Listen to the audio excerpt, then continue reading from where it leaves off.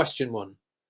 General insurance concepts. Which of the following best describes the principle of indemnity in an insurance contract? A. Ensures that the policyholder receives the maximum payout regardless of their loss. B. Guarantees that an insured cannot profit from a loss but will be restored to their pre-loss financial state. C. Protects the insurer from any legal claims arising from denied coverage. D. Provides unlimited compensation to cover all possible risks under the policy. Answer. B. Explanation. The principle of indemnity is fundamental in insurance, ensuring that the insured does not profit from a claim but is compensated to restore their financial position to what it was before the loss occurred. Option A. Incorrect, because indemnity does not guarantee the maximum payout but limits compensation to the actual loss. Option C. Incorrect, because it confuses the concept of indemnity with liability protection for insurers. Option D. Incorrect, as indemnity does not cover all possible risks, but is specific to covered perils and actual losses. This principle ensures fairness and avoids moral hazard under Alabama insurance law. Question 2. Scenario-based. Property and casualty insurance. Scenario. Maria owns a commercial building insured under a business owner's policy BOP for fire damage as part of the building, and Maria files a claim. The policy has a $500,000 limit for property damage, a $1,000 deductible, and replacement cost coverage. The actual repair cost is $475,000, but Maria's contractor charges $495,000 due to increased material costs. What is the adjuster's correct course of action in determining Maria's payout? A. Pay $475,000 since this is the actual repair cost within the policy limit.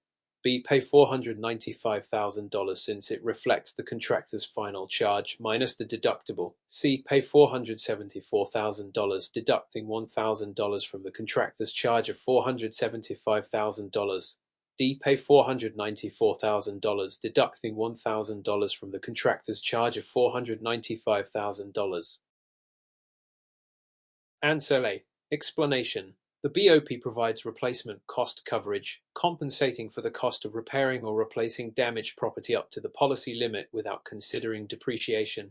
However, the payout is subject to the actual repair cost, which is $475,000 minus the $1,000 deductible. Option A. Correct, as it adheres to the policy's replacement cost provision without exceeding the actual cost. Option B. Incorrect, because the insurer is not obligated to cover inflated charges beyond the repair cost. Option C. Incorrect due to miscalculation. The deductible applies to the actual repair cost, not the inflated contractor's charge. Option D. Incorrect, as it misinterprets the deductible application and policy terms. The adjuster must ensure adherence to policy terms and fair settlement practices under Alabama law. Question 3. Ethics and professional conduct. An adjuster handling a claim discovers evidence that the insured has misrepresented key details about the loss. What should the adjuster do to remain compliant with ethical standards? A. Immediately deny the claim without explanation. B. Notify the insured of the discrepancy and document all findings in the claim file. C. Ignore the discrepancy if it does not significantly impact the claim payout. D. Inform the insured's legal counsel before taking further action. Answer. B. Explanation. Adjusters are bound by ethical standards to act in good faith and investigate claims thoroughly. Option A. Incorrect, because outright denial without explanation violates the duty to act fairly and reasonably. Option B. Correct, as it aligns with ethical obligations to maintain transparency, document findings, and resolve discrepancies before proceeding. Option C. Incorrect, because ignoring misrepresentation, regardless of its impact, breaches ethical responsibilities and may constitute bad faith. Option D. Incorrect, as adjusters are not required to involve legal counsel before addressing discrepancies unless the case escalates to litigation. Adjusters must comply with Alabama Code SS 271224, which prohibits unfair claims practices and mandates thorough investigation and accurate communication. Question 4. Claims investigation. During a property claims investigation, which of the following would be considered the adjuster's most ethical and legal course of action? A. Relying solely on the insured's statement and processing the claim immediately. B. Verifying the claim details with independent evidence such as police reports and photos. C. Denying the claim if the insured cannot provide a comprehensive statement. D. Requesting unrelated personal information from the insured for further analysis. Answer. B. Explanation. Adjusters must conduct a thorough and impartial investigation by gathering all relevant evidence. Option A. Incorrect, as relying solely on the insured's statement may lead to errors or potential fraud. Option B, correct as it aligns with the principles of thoroughness and fairness, which are critical in claims handling. Option C, incorrect because claims cannot be denied arbitrarily due to incomplete statements without proper investigation. Option D, incorrect as requesting irrelevant information breaches privacy laws and ethical guidelines. Under Alabama Code S271224, adjusters must practice due diligence in investigating claims. Question 5. Scenario-based. Automobile insurance scenario. David's car is insured under a personal auto policy with liability coverage limits of $25,000 per person and $50,000 per accident. David is found liable for a car accident that resulted in injuries to two individuals. The first individual has medical expenses totaling $30,000 and the second has expenses of $20,000. What is the maximum amount the insurer will pay under the liability limits? A. $25,000. B. $45,000. C. $50,000. D. $30,000. Answer. B. Explanation. Liability limits are divided into two parts. Per person limit, $25,000 for each individual. Per accident limit, $50,000 for all individuals combined. The first individual's expenses exceed the per person limit, so the insurer will pay only $25,000. The second individual's expenses are fully covered as they are within the per person limit. Total payout is $25,000. First person plus $20,000. Second person equals $35,000. Option A, incorrect. It only reflects the per person limit. Option B, correct as it accurately reflects the combined payout within policy limits. Option C, incorrect as it assumes the maximum per accident limit is paid, which exceeds actual damages. Option D, incorrect because it misrepresents the total coverage under liability limits. This scenario aligns with Alabama's financial responsibility laws for auto insurance. Question 6. Alabama insurance laws and regulations. Which of the following actions would most likely result in the suspension of an adjuster's license under Alabama law? A. Making an honest mistake in estimating a claim payout. B. Deliberately misrepresenting policy terms to the insured. C. Failing to meet continuing education requirements on time. D. Settling a claim without involving the insurer's legal team. Answer. B. Explanation. Under Alabama Code S2772, misrepresentation of policy terms is considered a serious violation that can lead to license suspension or revocation. Option A, incorrect as honest mistakes, if rectified, do not typically result in license suspension. Option B, correct because intentional misrepresentation breaches ethical and legal standards. Option C, incorrect as failing to meet education requirements may lead to a temporary license lapse but not immediate suspension. Option D, incorrect unless legal involvement is explicitly required. Adjusters can settle claims within their authority. Question 7. Property insurance. Which type of property valuation method compensates the insured for the replacement cost of damaged property minus depreciation? A. Actual cash value, SEV. B. Replacement cost, RC. C. Agreed value. D. Market value. Answer A. Explanation. Actual cash value, SEV, provides compensation for replacement cost minus depreciation, reflecting the item's current value. Replacement cost, RC, incorrect because it does not account for depreciation. Agreed value, incorrect as this is a predetermined amount agreed upon by the insurer and insured. Market value, incorrect because it represents the property's resale value, not its insurable value. The choice of valuation method is critical in determining payout limits and is governed by Alabama insurance policy standards. Question 8. Ethics and professional conduct. An adjuster receives a cash gift from a claimant after resolving their case. What should the adjuster do to comply with ethical guidelines? A. Accept the gift if it does not influence future claims handling. B. Politely decline and document the incident in the claim file. C. Accept the gift and notify the supervisor. D. Return the gift only if it exceeds $100 in value. Answer. B. Explanation. Accepting gifts from claimants can create conflicts of interest and violates ethical standards outlined in Alabama's Code of Ethics for Adjusters. Option A. Incorrect because accepting any gift compromises impartiality. Option B. Correct as it aligns with ethical requirements to avoid conflicts of interest. Option C. Incorrect because accepting the gift even with notification is unethical. Option D. Incorrect as the value of the gift does not mitigate the ethical breach. Question 9. Workers' compensation regulations in Alabama. Which of the following employers is exempt from providing workers' compensation insurance under Alabama law? A. An employer with fewer than 5 employees. B. A government entity employing seasonal workers. C. A domestic worker employed full-time in a household. D. A non-profit organization with 10 employees. Answer: C. Explanation. Under Alabama Workers' Compensation Act SS 25550, certain categories, including domestic workers and casual employees, are exempt from mandatory workers' compensation coverage. Option A. Incorrect, as employers with fewer than 5 employees are generally not exempt. Option B. Incorrect, because government entities are required to provide coverage. Option C. Correct, due to the explicit exemption for domestic workers. Option D. Incorrect, as non-profit organizations with employees must comply with coverage requirements. Question 10. Inland marine insurance. Which inland marine coverage is designed specifically for businesses responsible for customers' goods while in transit or storage? A. Personal articles floater. B. Bailey liability coverage. C. Commercial property insurance. D. Scheduled property coverage. Answer: B. Explanation.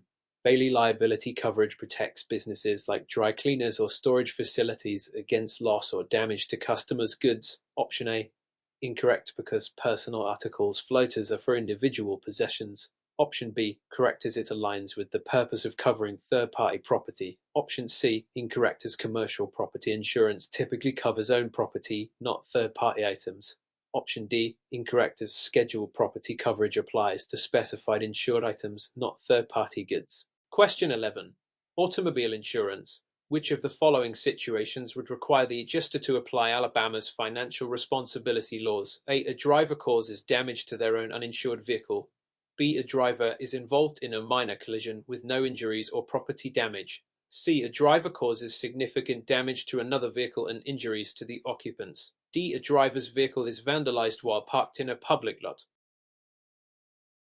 Answer: C. Explanation. Under Alabama Code SS 32705, financial responsibility laws apply when a driver causes injury or property damage exceeding a specified threshold. Option A. Incorrect, as it involves self-damage without third-party liability. Option B. Incorrect, because minor incidents without damage or injury don't trigger financial responsibility requirements. Option C. Correct, since liability for injuries and property damage requires proof of financial responsibility. Option D. Incorrect, as vandalism does not involve driver liability. Question 12. Property insurance. Which of the following perils is generally excluded under a standard homeowners insurance policy but may be covered through an endorsement? A. Fire. B. Windstorm. C. Flood. D. Theft. Answer: C. Explanation. Flood damage is typically excluded from standard homeowners insurance and requires a separate policy or endorsement under the National Flood Insurance Program (NFIP). Option A. Incorrect, as fire is a covered peril under standard policies. Option B. Incorrect, because windstorm is generally included in standard coverage. Option C. Correct, because flood requires specific coverage. Option D. Incorrect, as theft is covered in most standard policies. Question 13. Ethics and professional conduct. What should an adjuster do if they suspect a claimant is attempting to commit fraud during the claims process? A. Ignore the suspicion unless there is concrete proof of fraud.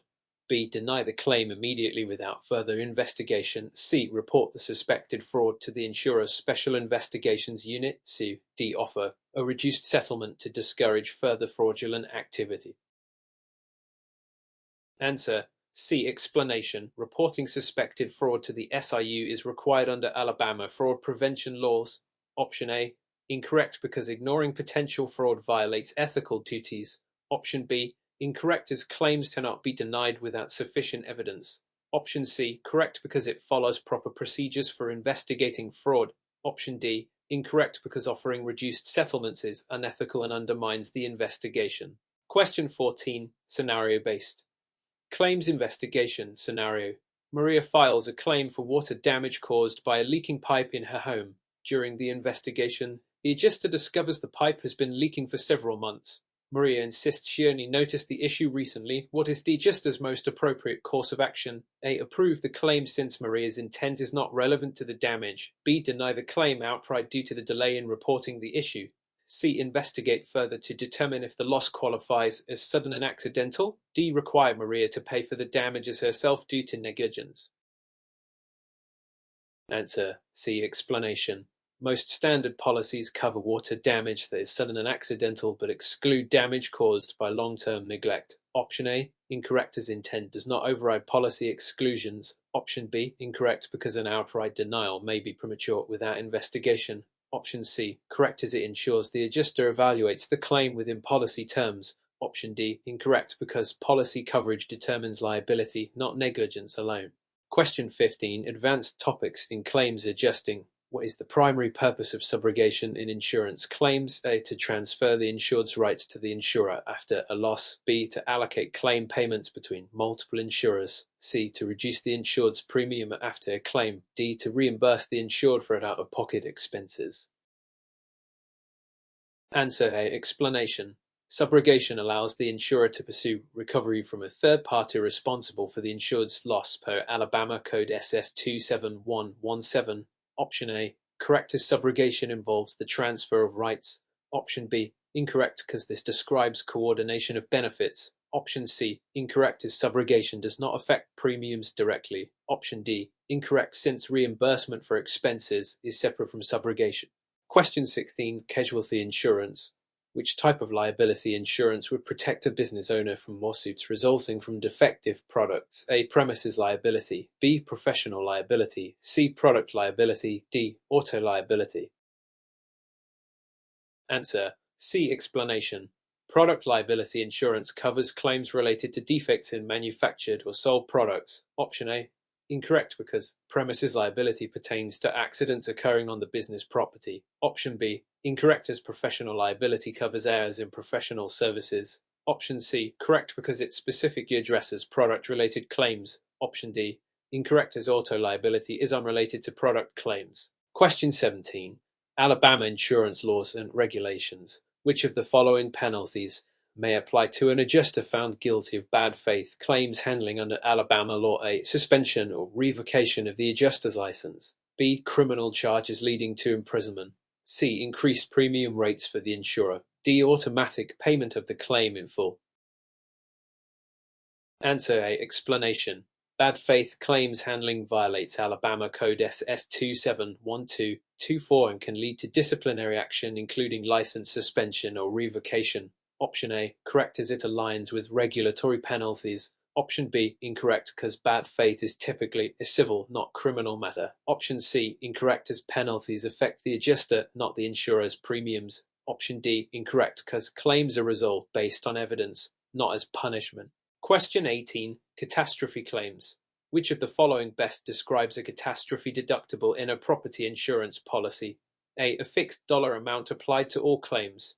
B. A percentage of the insured property's value applied to catastrophic losses. C. A deductible that applies to minor claims only. D. A separate policy limit for catastrophic events. Answer B. Explanation. Catastrophe deductibles, common in disaster-prone areas, are calculated as a percentage of the property's insured value to manage high-risk losses. Option A. Incorrect as fixed deductibles apply to standard claims, not catastrophic events. Option B. Correct as it accurately defines catastrophe deductibles. Option C. Incorrect because these deductibles apply to major, not minor, claims. Option D. Incorrect as it confuses deductibles with policy limits. Question 19. Claims adjuster tools and technology. Which modern tool is most effective for assessing property damage in hard-to-reach areas? A. Estimation software. B. Drones. C. Documentation management systems. D. Mobile claims apps.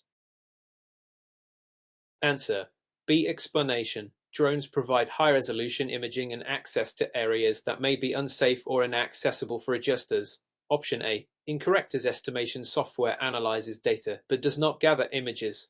Option B. Correct because drones excel in capturing visual data for claims. Option C. Incorrect as documentation systems manage existing files, not on-site assessments. Option D. Incorrect as mobile apps aid communication but are not used for physical inspections. Question 20. Reinsurance. Which type of reinsurance allows an insurer to share losses above a specified limit with the reinsurer? A. Treaty reinsurance. B. Facultative reinsurance. C. Excessive loss reinsurance. D. Quota share reinsurance. Answer: C. Explanation. Excessive loss reinsurance protects insurers against high-value claims by covering losses exceeding a set threshold. Option A. Incorrect, as treaty reinsurance covers entire portfolios, not specific limits. Option B. Incorrect, because facultative reinsurance applies to individual risks, not loss limits. Option C. Correct, as it describes the loss-sharing mechanism. Option D. Incorrect, because quota share involves proportional sharing, not specific thresholds. Question 21. Insurance policy provisions. What is the purpose of the coinsurance clause in a property insurance policy? A. To encourage policyholders to underinsure their property. B. To reduce the insurer's liability by sharing losses with the insured. C. To ensure that policyholders maintain adequate insurance coverage. D. To eliminate deductibles on smaller claims. Answer: C. Explanation. The coinsurance clause requires policyholders to insure their property to a specified percentage of its value, typically 80%, 90%, or 100%. If the insured fails to meet this requirement, they may face a penalty when filing a claim. Option A. Incorrect, because it discourages underinsurance. Option B. Incorrect, as it is not about loss sharing but adequacy of coverage. Option C. Correct, because coinsurance ensures sufficient coverage. Option D. Incorrect, as coinsurance does not eliminate deductibles. Question 22.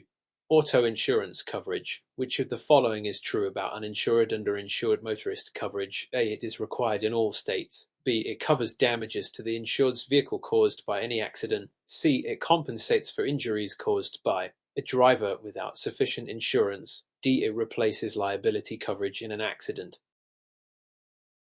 Answer: C. Explanation. Uninsured and underinsured motorist coverage compensates the insured for injuries or damages caused by a driver who lacks adequate insurance. Option A. Incorrect, because requirements vary by state. Option B. Incorrect, as it typically covers bodily injury, not vehicle damage. Option C. Correct, because it addresses compensation for injuries due to uninsured or underinsured drivers. Option D. Incorrect, as it does not replace liability coverage. Question 23. Ethics in claims handling. An adjuster receives gifts from a repair contractor after directing several clients to their services. This action may be considered A. Acceptable as long as the contractor performs quality work, B. Unethical, and a conflict of interest. C. Is standard practice in the insurance industry. D. Required to build strong professional relationships. Answer: B. Explanation. Accepting gifts from contractors creates a conflict of interest and violates ethical standards in claims handling. Adjusters must maintain impartiality and act in the best interests of all parties. Option A. Incorrect, because quality work does not justify unethical actions. Option B. Correct, as it describes the unethical nature of such actions. Option C. Incorrect, because this is not a standard practice. Option D. Incorrect, as professionalism does not require accepting gifts. Question 24. Scenario-based. Homeowner claims scenario. A tornado damages the roof of a policyholder's home. The policyholder requests immediate repairs and submits receipts for temporary tarping. What should the adjuster do? A. Deny the reimbursement because the repairs were not pre-approved. B. Approve the reimbursement, as temporary tarping is a reasonable and necessary expense. C. Request the homeowner to remove the tarping and redo the repairs. D. Deduct the cost of tarping from the final claim settlement. Answer: B. Explanation. Temporary measures like tarping are often considered reasonable and necessary under the duty to mitigate damages provision in most homeowner policies. Option A. Incorrect, because such expenses are usually covered. Option B. Correct, as it aligns with the duty to mitigate damages. Option C. Incorrect, as this would increase costs unnecessary. Option D. Incorrect, as the tarping cost is part of the claim. Question 25. Liability insurance. What is an aggregate limit in a liability policy? A. The maximum amount the insurer will pay for a single claim. B. The minimum deductible the insured must pay for each claim. C. The total amount the insurer will pay for all claims during a policy period. D. The maximum reimbursement for legal expenses. Answer: C. Explanation. An aggregate limit caps the total amount an insurer will pay for all claims during the policy period. Option A. Incorrect, because this refers to a per occurrence limit. Option B. Incorrect, as deductibles are not aggregate limits. Option C. Correct, as it defines the aggregate limit. Option D, incorrect as legal expenses are separate from aggregate limits. Question 26. Alabama state-specific insurance regulation. In Alabama, what is the minimum liability coverage required for bodily injury per accident? A. $25,000. B. $50,000. C. $100,000. D. $200,000. Answer. B. Explanation. Under Alabama Code SS3276, the minimum liability coverage required for bodily injury is $25,000 per person and $50,000 per accident. Option A. Incorrect as this applies to per person coverage, not per accident. Option B. Correct as it reflects the statutory requirement. Option C and D. Incorrect as they exceed the minimum limits. Question 27. Catastrophic loss adjusting. What is the primary purpose of a catastrophe claims adjuster? A. To handle high-value commercial property claims. B. To specialize in claims arising from natural disasters and large-scale events. C. To negotiate settlements for disputed claims. D. To manage claims for minor property damage in rural areas. Answer. B. Explanation. Catastrophe claims adjusters are deployed after large-scale disasters to handle the surge in claims. Option A. Incorrect as they handle all types of disaster-related claims, not just high-value ones. Option B. Correct as it aligns with their role. Option C. Incorrect as negotiation is not their primary function.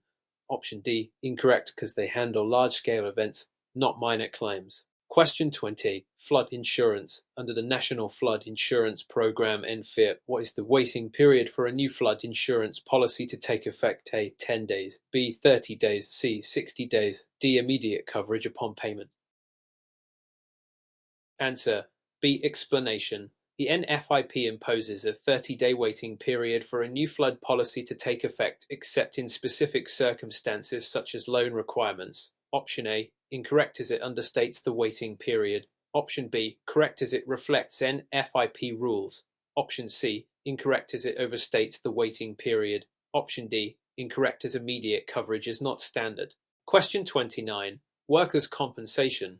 Which of the following injuries is least likely to be covered under workers' compensation? A. A back injury from lifting heavy equipment at work. B. A repetitive stress injury from typing at a workstation. C. A slip and fall while working in a designated area. D. A car accident while commuting to work. Answer. D. Explanation. In most cases, injuries sustained while commuting are not covered under workers' compensation except in certain situations such as employer-provided transportation. Option A, B, and C. Correct as these are work-related injuries. Option D. Correct as commuting injuries are generally excluded. Question 30. Business interruption insurance. What is typically excluded from business interruption insurance coverage? A. Lost revenue due to a covered peril. B. Extra expenses incurred to mitigate losses. C. Losses from a government-mandated shutdown not caused by a covered peril. D. Payroll expenses during a temporary closure. Answer. C. Explanation. Business interruption insurance does not cover losses due to government-mandated shutdowns unless caused by a covered peril. E.g. fire, windstorm. Option A. Incorrect as lost revenue from a covered peril is included. Option B. Incorrect because extra expenses are covered. Option C. Correct as government shutdowns are excluded unless tied to a covered peril. Option D. Incorrect as payroll expenses may be included.